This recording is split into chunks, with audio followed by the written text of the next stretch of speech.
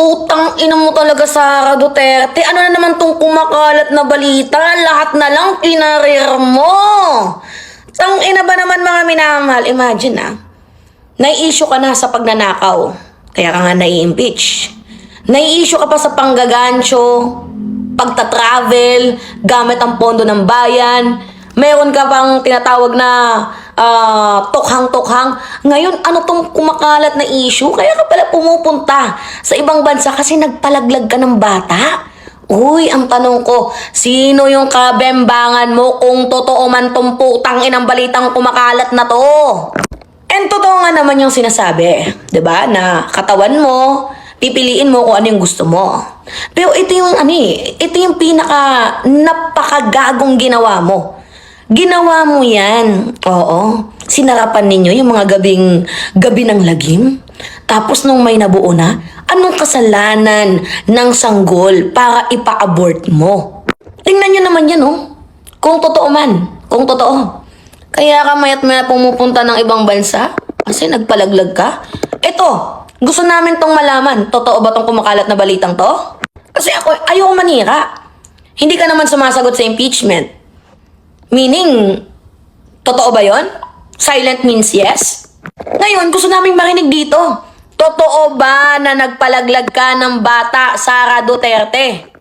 Totoo ba itong balita ng isang vlogger na kaya ka pumupunta sa ibang bansa kasi nagpalaglag ka? Sinong lalaki ang tumira sa'yo? Sinong lalaki ang bumembang sa'yo?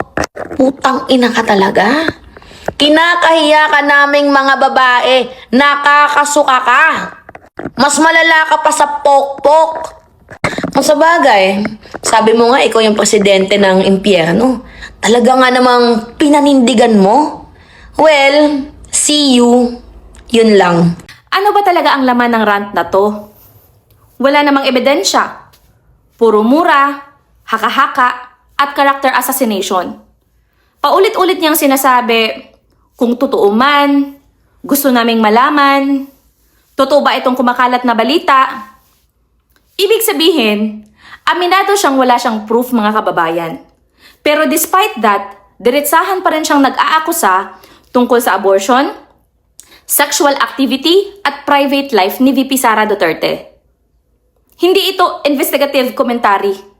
Ito ay reckless speculation, mga kababayan. At doon pa lang, bagsak na agad ang credibility niya. Dahil kung wala kang ebidensya, bakit ka nagsasalita na parang convicted na ang tao? Mas malala pa, mga kababayan, ginagamit niya ang salitang magnanakaw, nagpalaglag, pokpok, sinong bumembang sayo. Hindi na ito political criticism. Public degradation na ito ng isang babae para sa views at engagement. Sa ilalim ng batas, mga kababayan, may malaking distinction ang criticism versus malicious imputation. Under the Philippine Constitution, protected ang free speech? Oo. Pero hindi absolute ang free speech. Hindi sakop ng constitutional protection ang defamatory statement at false accusations na walang factual basis.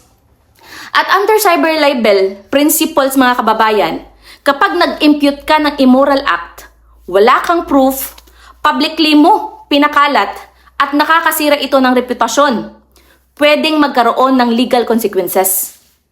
Ang pinaka nakakatawa pa rito, mga kababayan, siya mismo ang sumisira sa sariling argument. Sinasabi niyang, ayokong manira. Pero buong video niya ay literal na paninira. Sinasabi niyang, kung totoo man. Pero kung wala ka palang kasiguraduhan, bakit mo agad ipinapublic sa libu-libong tao? Hindi accountability ang tawag dyan. Irresponsibility ang tawag dyan.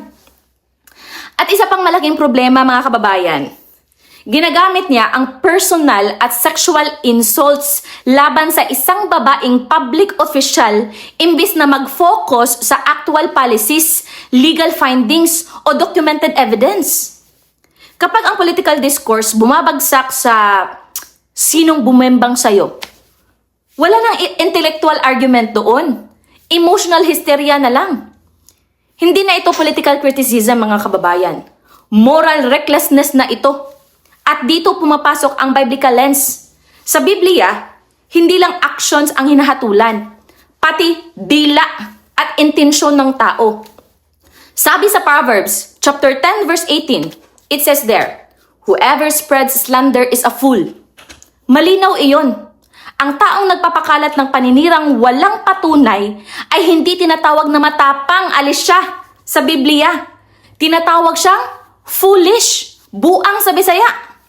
Sa James chapter 3 verse 6, ang dila raw ay a fire capable of corrupting the whole body. Bakit? Dahil ang bibig na walang kontrol kayang sirain ang reputasyon, pamilya, dignidad, at katotohanan ng ibang tao kahit walang ebidensya. At iyon mismo ang ginagawa niya sa video, mga kababayan.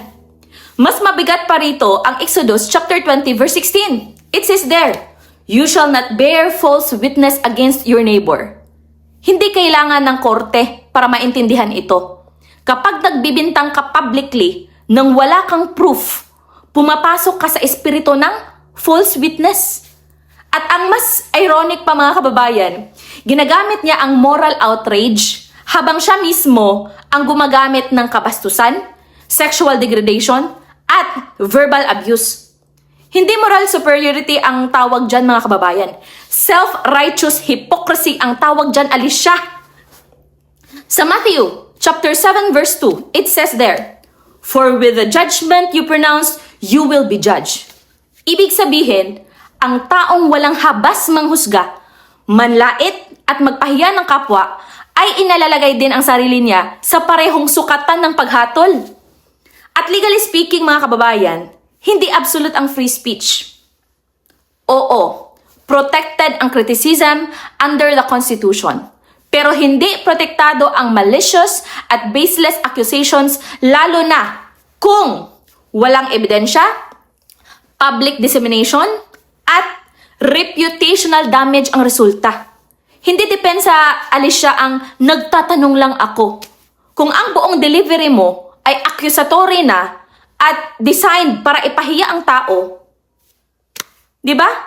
At ito ang totoong problema sa ganitong klaseng content creators, mga kababayan.